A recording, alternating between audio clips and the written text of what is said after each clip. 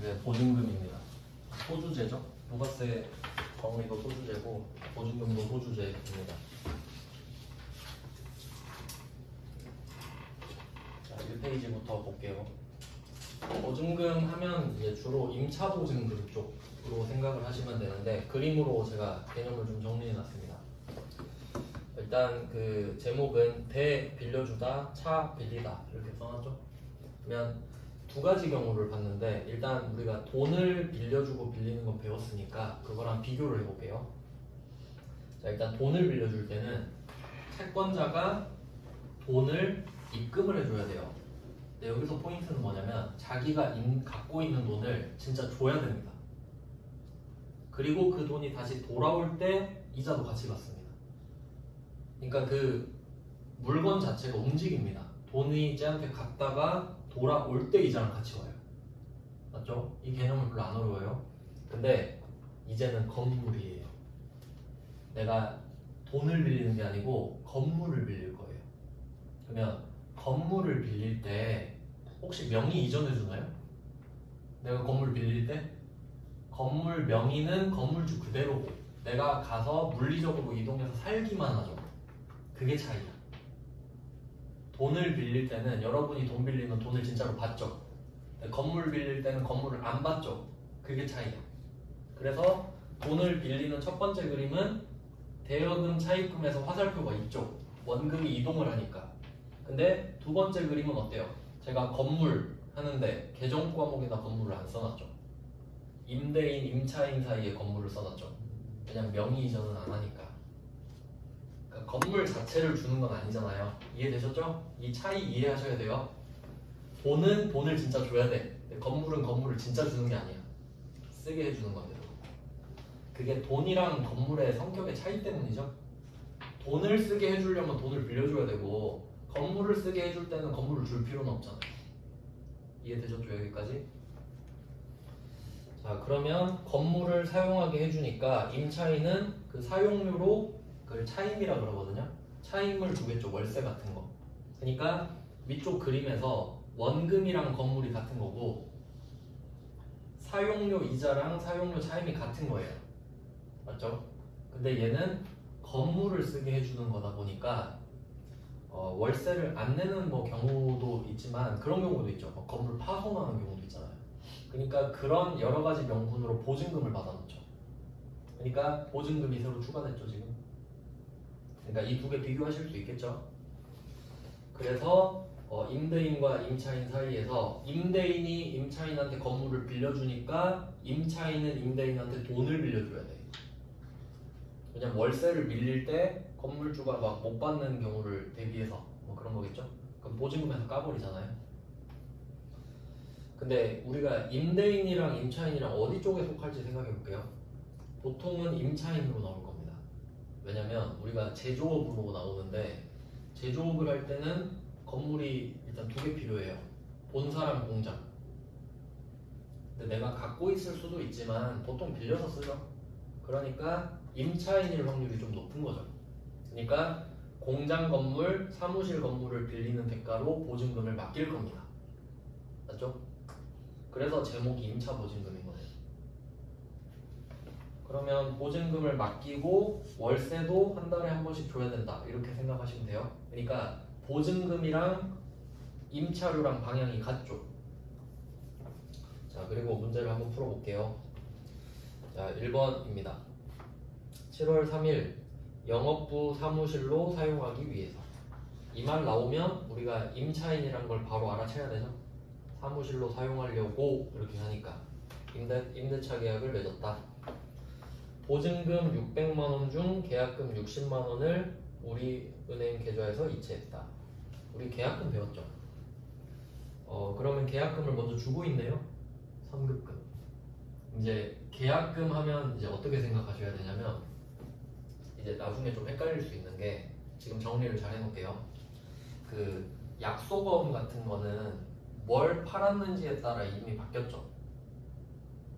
뭘 팔았는지가 중요하기 때문인데 근데 계약금은 뭘 사고 주든 간에 선급금이네요. 왜냐면 임시계정이라서 그러니까 잠깐 계약금으로 있다가 어차피 본거래 되면 없어지잖아요. 그래서 어쨌든 그냥 결과적으로 계약금은 이름이 똑같다라고 생각하시면 돼요. 그러니까 원재료 살 때도 선급금, 보증금 줄 때도 선급금이잖아요. 그러니까 계약금은 그냥 선급금 이렇게 외우면 편하지. 네, 그래서 선급금 60만원 세무빌딩, 보통예금 60 주고 끝. 간단하죠? 이건 원재료 살 때 계약금 주는 거랑 회계 처리가 똑같아요. 자, 2번 갑니다. 2번.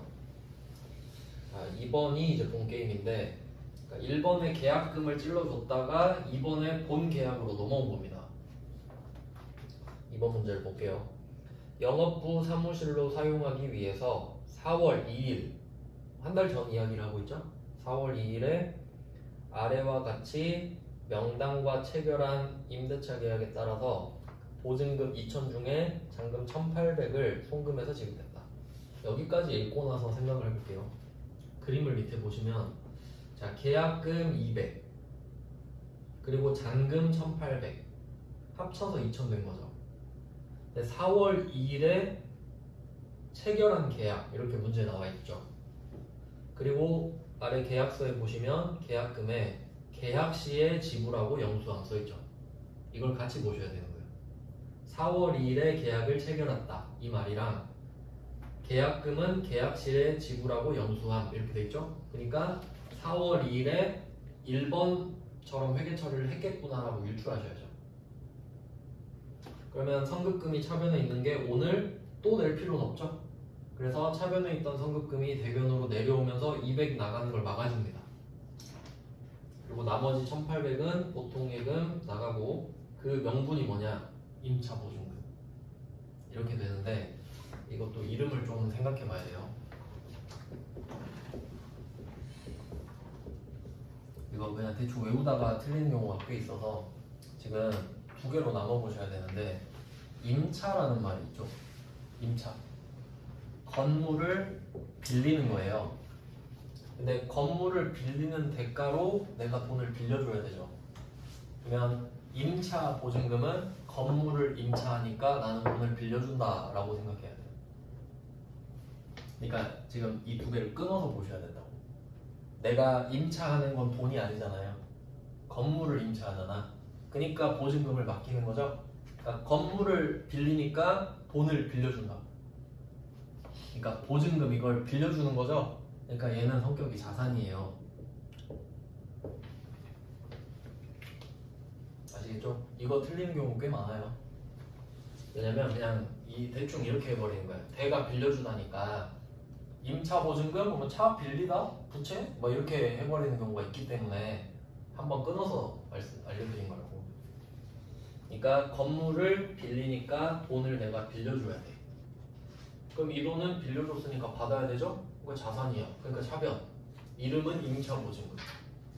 임대보증금 쓰면 안 돼요. 임대보증금은 건물주만 쓰는 말이에요.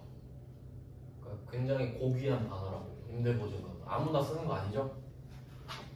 아, 요새 임대보증금 막 이런 건물주만 할 수 있다고요. 우린 임차보증금 이래야지. 아시겠죠? 이입을 하세요. 이입을. 자, 그러면 임차보증금이 차변에 쌓여있죠. 이거 계약기간 끝나면 건물주한테 달라 그래야겠다 이 생각 하셔야지 지금. 그리고 한 달마다 월세는 따로 줘야지 이제. 그러니까 보증금은 맡겨놓은 거니까 자산이고 이제 비용이 맨날 나가야지. 맞죠? 그러니까 이원화해서 생각하셔야 된다고. 자, 다음 페이지 갑니다. 자, 2페이지입니다. 자, 3번이죠. 3번 문제에서 임대인이라는 말이 있죠.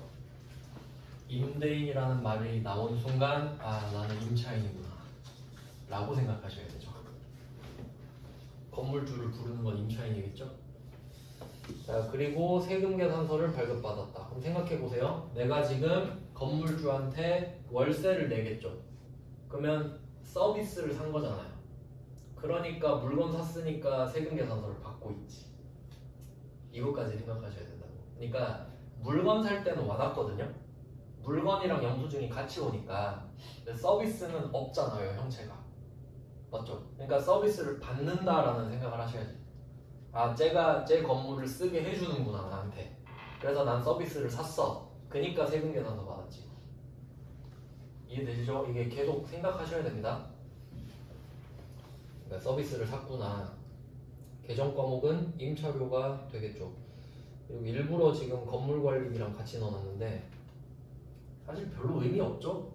나누는 거 별로 의미 없죠. 임차료로 같이 써도 상관없거든요.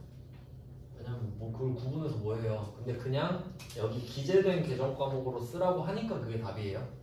실무에서는 그냥 임차료 300 써도 아무 이상 없어요. 왜냐면 어차피 부가세는 30이니까. 자, 그러면 차이 이제 생각해 보세요. 내가 보증금을 빌려주는 거는 면세죠. 돈 빌려주는 거니까.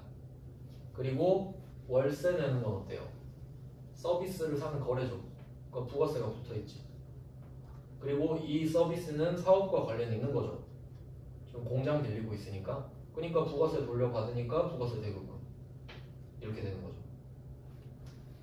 그러니까 임차료랑 건물관리비를 나누는 건 회계 쪽 영역이고 부가세 30을 냈는데 돌려받을 수 있는 건 부가가치세법 영역인 거죠.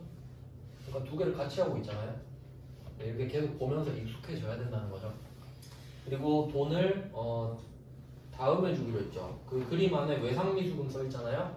이거 보고 또 막 외상매입금 쓰면 안 되죠. 임차료를 외상했다니까 미지급금인 거 아시죠? 원재료가 아니니까 미지급금. 계속 생각해야 돼요 이거. 원재료가 아니니까 미지급금이구나. 그리고 답을 나눠서 쓰라고 했으니까 나눠서 쓰는구나 정도. 그 다음에 이제 4번으로 갑니다. 그러면 여기 3번에서 또 포인트가 있어요. 3번에 보시면 돈 안 냈죠. 돈을 안 냈잖아요. 그러니까 오늘 월세 내는 날이거든요. 돈은 안 냈는데 세금 계산서 받았다? 왜냐면 발생주의니까. 그러면 발생주의의 의미가 뭐냐면 오늘 내가 월세를 내는 날이잖아요. 그러면 비용은 이미 발생했어요. 내야 되는데 내가 안 낸 거지. 내야 되는 건 정해진 거잖아요. 그러니까 돈을 내든 안 내든 무조건 그 날에 회계를 하는 거예요. 예를 들면 이런 것도 있어요. 우리 직원 월급 줄 때 원천징수 기억나세요? 그때 월급 밀린 건 나온 적 없죠. 만약에 내가 월급날 직원한테 월급을 못 주잖아요. 그래도 그날 급여 찍는 거예요. 발생주의니까. 그리고 대변에 미지급금 이렇게 해놓겠지. 맞죠? 원천징수도 하고 미지급금도 해야 돼요. 월급은 못 주더라도. 아시겠죠? 그냥 그런 뜻이에요. 왜 돈 안 주는데 회계 처리하지 하실까봐. 발생주의니까. 부가세법 기준도 있는데 뭐 그것까지는 안 할게요. 자, 이제 4번. 4번은 이게 좀 어렵습니다. 4번 문제가. 자, 미지급금으로 계상되어 있는 공장 임차료 300을 임대인과 합의하에 보증금과 상계하다. 한 줄짜리인데 진짜 어마어마한 문제입니다 이게. 왜냐면 방금 그 상황을 다 이해해야 풀 수 있거든요. 자, 그럼 하나씩 볼게요. 첫 번째, 여러분이 지금 임차료라는 말을 쓰고 있고 임대인이라는 말을 쓰고 있죠. 그럼 나는 세입자네, 임차인이죠. 그러면 임차보증금 맡겼겠죠. 이해되시죠? 그럼 이 보증금은 임차보증금이죠. 임대보증금 아니잖아요. 그러니까 보증금 위에 임차보증금 써놓으셔야지. 내가 지금 세입자잖아요. 보증금 이름 두 개 있어요. 임대보증금, 임차보증금. 근데 임차보증금이라는 걸 알아야 되잖아요. 임차료란 말을 썼으니까. 그래서 임차보증금 하나 찾았죠? 자, 두 번째는 미지급금으로 계상되어 있는 공장 임차료. 이게 3번 이야기하는 거죠. 돈은 못 냈지만 발생주의니까 500번 임차료 찍어놓고 미지급금으로 해놓은 임차료 이 말이죠. 그러니까 미지급금으로 계상되어 있는 임차료란 소리는 임차료가 미지급금으로 되어 있다는 소리죠 지금? 돈을 낸 게 아니라. 자, 그러면 임차보증금은 아까 차변에 있었죠. 미지급금은 대변에 있죠 지금. 그러니까 건물주가 못 참고 뭐라 그래? 퉁칩시다. 너무 많이 빌리는 것 같은데 깝시다 이렇게 말을 한 거예요. 그러면 우리의 미지급금이 사라지죠. 그리고 우리의 보증금도 줄어들죠. 그러니까 X자로 사라지잖아요. 그러니까 한 줄짜리 문제치고는 되게 압축적인 문제입니다. 왜냐면 앞에 사건들을 다 알아야 풀 수 있으니까. 이거 단순히 외워서 푸는 문제가 아닙니다. 근데 옛날 문제긴 하죠. 옛날에 시험이 진짜 어려웠거든요. 요새는 뭐. 그 다음 이제 5번 문제도 비슷해요. 그러니까 4번은 어떤 느낌이냐면 4번은 아직 계약 기간이 안 끝났죠. 계약 기간이 안 끝났는데 건물주가 그냥 빡친 거야. 아 이거 3달 밀렸는데 좀 중간 정산합시다 이 얘기고, 자 5번은 계약 기간이 끝나면서 이야기한 거예요. 그럼 계약 기간이 끝나면 오늘 임차 보증금 돌려받겠죠. 돌려받으면서 건물주가 그때 말하는 거야. 아 그때 월세 밀린 거 정리하고 드릴게요 이렇게 된 거지. 차이 아시겠죠? 4번은 그냥 중간에 한 거고 5번은 계약기간 끝나면서 정산한 거. 상황을 두 개를 구분하셔야 돼요. 그러니까 얘는 임차 보증금이 더 크잖아요. 왜냐면 전액을 돌려받으니까. 전액을 1000만원 돌려받는데 건물주가 그때 월세 100만원 뺄게요 하니까 미지급금이 없어지고 900만원만 들어오겠지. 이해되시죠? 그러니까 보증금 파트는 이거 그냥 문제 답만 외우면 절대 안 돼요. 아까 그림을 그려드린 이유가 그거예요. 그래서 보증금이 복병이 될 수 있습니다. 그 다음에 이쪽은 뭐 그냥 이쪽은 안 넣고 싶었는데 이번에 기출문제 보다가 나왔길래 그 3페이지 보시면 리스 보증금이라 돼 있죠. 리스는 우리한테 그렇게 중요하지 않거든요. 뒤쪽에서 나오는데 그냥 간단하게 설명드리면 그 렌트가 있고 리스가 있어요. 둘 다 들어보셨을 건데 이 렌트는 그러니까 뭐 보통 차를 좀 많이 렌트하고 리스하는데 한번 생각해보면 그 렌터카는 구분하기가 좀 쉽죠. 차 번호판이 하, 허, 호니까 옛날에는 허세, 허 이랬는데 요새는 그냥 많이 타죠. 렌트로 편하거든요. 그러면 렌트로 차를 사는 거는 그 원룸을 내가 월세 내고 사는 거랑 똑같아요. 그러니까 그 렌터카 회사에서 산 차 있죠. 그 차를 뭐 한 4년 동안 해서 한 달에 뭐 30만 원씩 내고 타는 거예요 그냥. 그래서 엔진오일 같은 거 갈 때 지들이 와서 갈아주고 가요. 내 차가 아니거든. 그런 게 편한 거예요. 그러면 이거는 내가 남의 차를 빌려 쓰는 서비스를 이용하는 거죠. 그러니까 방금 건물 그 임차료 내듯이. 이건 과세예요. 과세. 그냥 뭐 월세만 달달이 내면 돼요. 그 다음에 리스 같은 경우는 약간 좀 개념이 원래 리스가 두 개로 나눠지는데 보통 일반적인 개념은 내가 차를 살 때 그 뭐 현대캐피탈 이런 거 들어보셨죠? 내가 현대자동차를 딱 사러 갔어. 근데 돈이 부족해. 그러면 이제 딜러가 현대캐피탈로 연결해 주거든요. 그러면 그때 현대캐피탈이 나한테 돈을 입금해 줘요. 차값을 입금해 줘. 그러면 그 돈으로 뭐예요? 차를 사면 되죠? 그러면 이 차는 내 거죠. 그럼 둘이 비교해봐요. 렌터카는 네 거죠. 네 거를 내가 빌려 타는 거죠.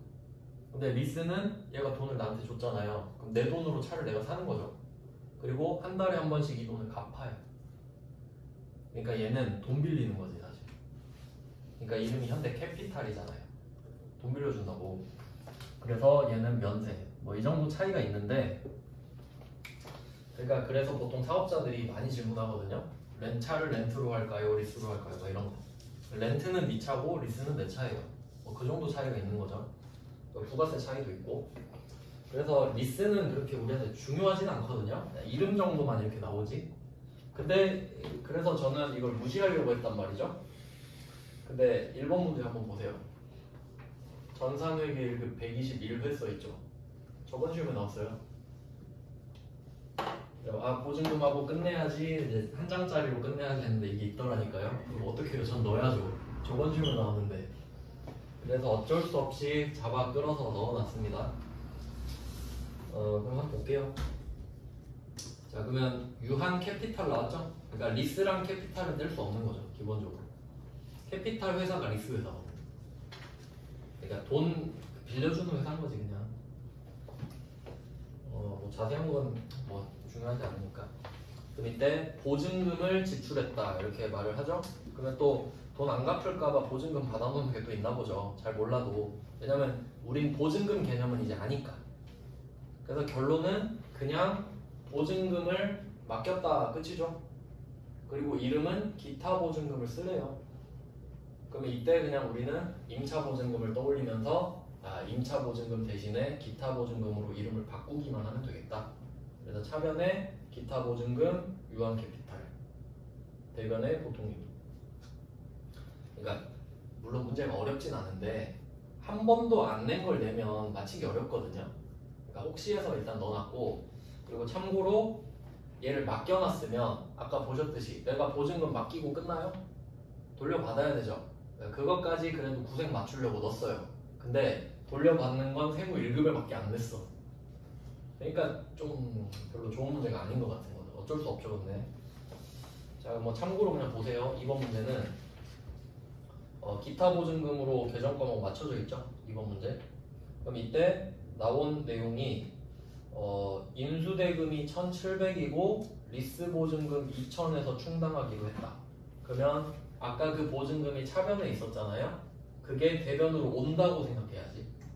그래서 기타 보증금이 대변으로 왔습니다. 그러니까 이거 아까 그거랑 똑같죠. 임차 보증금 계약 기간 끝나면서 미지급금이랑 퉁치는 거. 그거랑 똑같은 거죠. 근데 얘는 이제 인수형 리스라고 해서 마지막에 쓰다가 자기가 인수해 버리는 겁니다. 싸게. 그래서 기계장치 1,700짜리를 받으면서 300까지 남은 거 더 받은 거예요. 그리고 리스가 제가 면세라고 알려드렸죠. 그러니까 계산서라고 써있어요. 증빙 보시면 세금 계산서가 아니죠. 계산서죠. 면세는 계산서거든요. 이건 그냥 참고하시면 돼요. 이번 문제 절대 안 나와요. 그다음에 마지막 한 문제만 보고 끝내겠습니다. 방금 거랑 똑같아요. 이번에도 그 보증금 그 계약 기간 끝나가지고 보증금 돌려받으면서 이번에는 돌려받는 게 아니고 더 내는 거네요. 자, 보증금 2천만 원을 돌려받아야 되는데 내가 이 기계를 인수하기로 한 거예요. 근데 이 기계가 훨씬 비싸. 그럼 돈 더 내야 되겠죠. 그것뿐이에요. 이건 그냥 참고만 하세요. 둘 다 세무 1급인 거. 근데 보증금을 납부하는 거 정도 나왔으니까 임차 보증금이랑 묶어서 생각해 보셔라. 이 정도.